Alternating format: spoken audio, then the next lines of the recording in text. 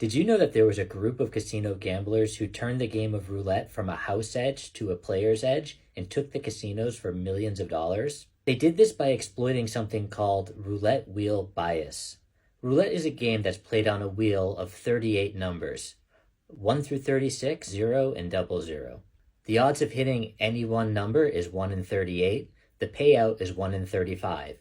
Therefore, the casino always maintains a house edge.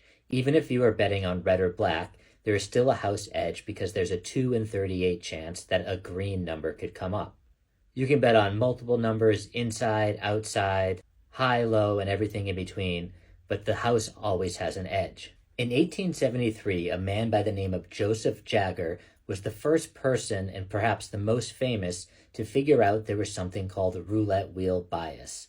He realized that even though mathematically the casino had the house edge, what if there was a chance that the roulette wheels were being used in imperfect situations, meaning the floor was not completely flat, or perhaps wear and tear over time had produced imperfections in the roulette wheel. If there were slight imperfections in these conditions, over time the wheel would produce a bias for certain sections of numbers.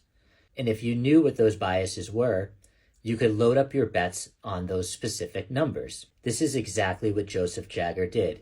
He hired 6 people to go to casinos and keep track of every number that came out on the wheel. He did this for thousands and thousands of numbers until he realized that there were certain patterns of numbers emerging more often than others.